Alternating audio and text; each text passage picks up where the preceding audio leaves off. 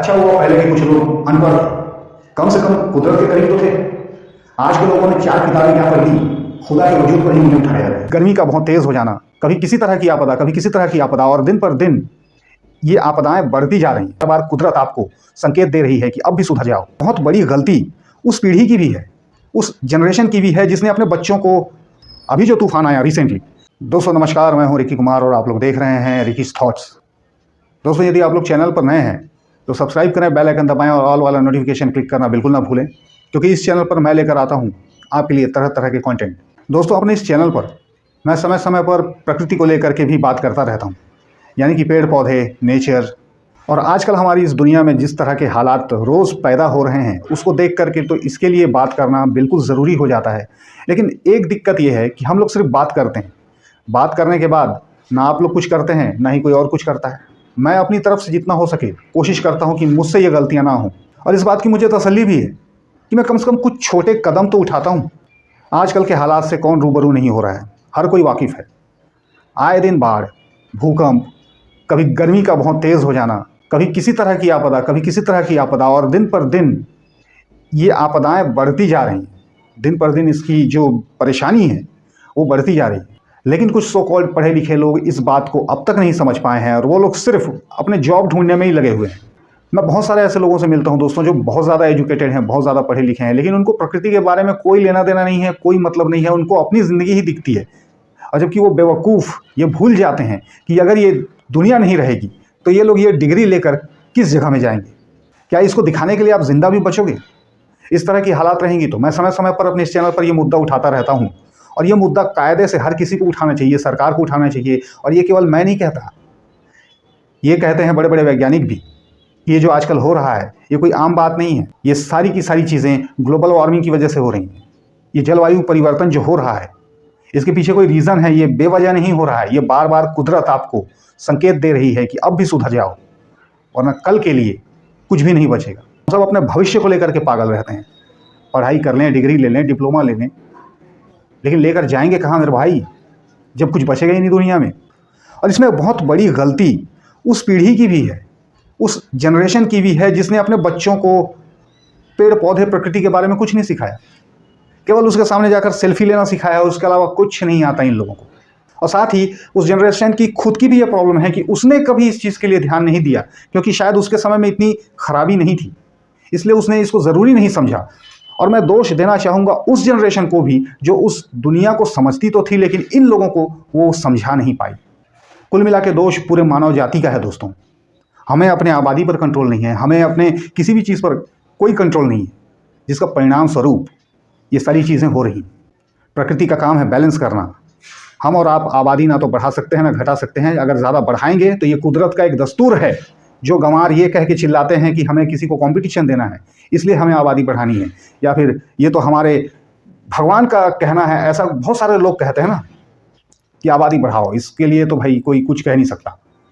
तो मैं आप लोग को बता दूं, वो भगवान, वो अल्लाह, वो खुदा कहता कुछ नहीं है, बैलेंस कर देता है। आप जितनी आबादी बढ़ाओगे वो बैलेंस कर देगा, और वो बैलेंस ऐसे ही करेगा, क्योंकि आप आबादी बढ़ाओगे तो सीधी सीधी बात है, आबादी बढ़ाओगे तो लोगों को रहने के लिए जगह चाहिए। लोगों को रहने के लिए जगह चाहिए तो उसके लिए पेड़ कटेंगे, उसके लिए घर बनेंगे, मकान बनेंगे। आप लोगों ने चारों तरफ ज़रा देखना, सीमेंट का जंगल खड़ा कर दिया है चारों तरफ। और ये किस लिए हो रहा है? ये जो आबादी हम फैलाते जा रहे हैं उनको ही रखने के लिए हो रहा है। मैं बार बार अपने वीडियोज़ में कहता हूँ कि कुदरत में बहुत ताकत है। अभी जो तूफान आया रिसेंटली, उसने भी सारी अर्थव्यवस्था ठप करके रख दी थी। इंटरनेट बंद हो गया, सारी सुविधाएं बंद हो गई, जितनी टेक्नोलॉजी थी फेल हो गई। अगेन ये संकेत नहीं है तो और क्या है? और अगर अब भी आप पढ़े लिखे अंगूठा छाप लोगों को ये बात समझ में नहीं आती है तो फिर भगवान ही मालिक है हम सबका। इसके लिए एक छोटी सी चीज़ मैं मन में आई, मेरे कहना चाहूँगा दोस्तों कि अच्छा हुआ पहले के कुछ लोग अनपढ़ थे, कम से कम कुदरत के करीब तो थे।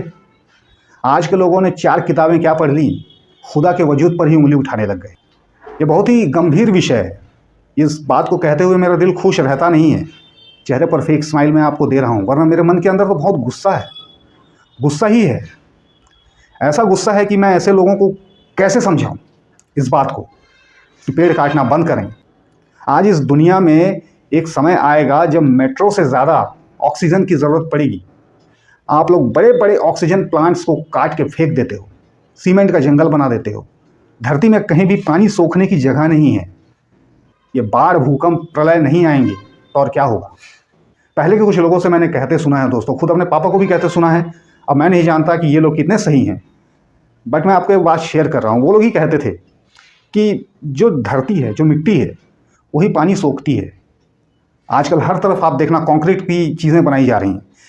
शौकिया तौर पर कोई अपने घर में गार्डन रखेगा तो रखेगा, वरना मैंने ज़्यादातर लोगों को देखा है कि वो लोग साफ़ सफाई की चिंता लेकर के बैठे रहते हैं और उसको भी कंक्रीट कर देते हैं जहाँ ज़रा सी भी मिट्टी नहीं बची है। और नेचर लवर इस तरह के लोग बहुत ही कम हैं, और हैं भी तो केवल इंस्टाग्राम में पोस्ट डालने के लिए हैं। वो उसके लिए करते कुछ नहीं है। अगर हम ये सोचें कि ये लोग इसकी ध्यान दे रहे हैं, ये लोग कुछ करेंगे तो नहीं। उसको केवल पोस्ट डालना है, पोस्ट डाल के वो अपना काम ख़त्म कर देता है, दैट्स इट। मैं अपने देखने वालों को, जो भले 2 लोग देखें, मुझे परवाह नहीं है। मैं पैसे के लिए ये काम नहीं करता, मैं आप लोग को पहले ही बता चुका हूँ। 2 लोग देखो, लेकिन इस बात को फैलाओ तो सही। मेरी वीडियो ना फैलाओ, आप अपनी ही मुंह से उस चीज़ को कहो कि लोगों को जागरूक करो, पेड़ उगाएं, धरती का ख्याल रखें, जितना हो सके ये सब चीज़ें कम करें। ये बातें सरकार को भी समझनी चाहिए। ये मेट्रो, ये तरक्की, ये सब के चक्कर में हम भी देख रहे हैं, हमारे शहर में भी मेट्रो की वजह से बहुत पेड़ कटे। बार बार यही कहता हूँ कि इसी तरह से चलता रहेगा तो क्या उस मेट्रो में लाशें घूमेंगी। अच्छे खासे पेड़ लगे हुए थे हमारे शहर में, उसको काट करके, और न जाने कितने हज़ार पेड़ों को कटने का ऑर्डर मिला। कुछ एक पेड़ ऐसे भी सजे हुए थे लाइन से, उनको भी काटा गया। उसके ऊपर मेट्रो की वो पट्टी चली गई। और अब ये भी नहीं कि चलो वो चीज़ हो गई है तो उसके नीचे वापस से पेड़ उगाएं, नहीं, वहाँ पर अब वो गाड़ियों की पार्किंग बनी हुई है। तो ये सब चीज़ें हमें किस ओर लेके जा रही हैं। बार बार आते हुए भूकंप, ये सारी चीज़ें आप लोग खुद देखिए। पहले के ज़माने में ये सब चीज़ें कम हुआ करती थी, लेकिन अब तो आए दिन तूफानों के न्यूज़ आते हैं। सरकार बड़ी बड़ी बातें करती है, वो कहती है कि सफाई रखो, ये करो, वो करो, स्वच्छता अभियान, ये अभियान, धूल धक्कड़ कम होने चाहिए। लेकिन एक बात बताओ, जो लोग धूल धक्कड़ अपने ऊपर ऑब्जर्व कर लेते हैं, जिन लोगों की वजह से ये हवा साफ होती है, वो है पेड़। उसको ही आप लोग काट काट के फेंक रहे हो, कैसे धूल कम होगी। आज की डेट में एक चीज़ देख लेना दोस्तों, आप लोग इस चीज़ को नोट करना कि मच्छर बहुत ज़्यादा हो रहे हैं, धूल बहुत अधिक हो रही है पहले से, और कीड़े मकोड़े बढ़ रहे हैं। इसका रीज़न भी कहीं ना कहीं यही चीज़ है, क्योंकि सारे मच्छर जो इनमें बैठा करते थे, इनके पेड़, इनके घर ही कट गए हैं।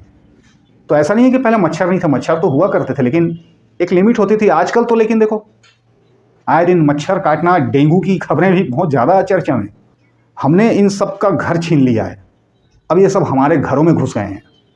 और पेड़ को लोग आम बात समझते हैं, मजाक समझ के रखते हैं। लेकिन एक बात मैं कह दूं दोस्तों कि जो जो चीज़ हम झेल नहीं पाते ना, हमारी चमड़ी नहीं झेल पाती, वो सारी चीज़ें पेड़ पौधे अपने ऊपर लेते हैं।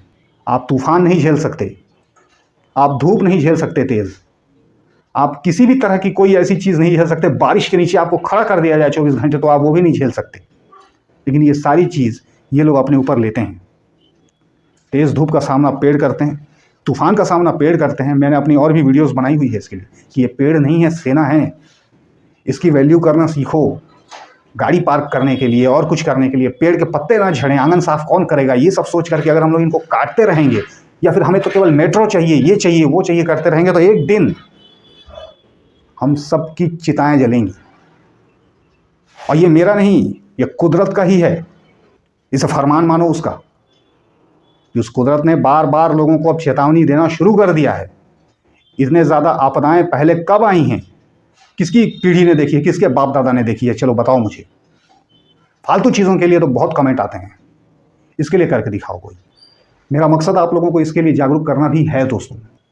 और इस बात को आप लोग कितनी सीरियसली लेते हो, यह बात के ऊपर है। मैं अपनी जिम्मेदारी निभाता रहूँगा, मुझसे जो होगा मैं करने की कोशिश करता रहूँगा। आप लोग को बीच बीच में ऐसा सिखाता भी रहूँगा। मानना नहीं मानना आपकी मर्ज़ी है, आपको सिर्फ अपनी ही पड़ी है तो अपनी ही जिए जाओ। मौत भी अपनी ही आएगी। फिर अपने भविष्य और अपने बच्चों के भविष्य की मत सोचना। Take care.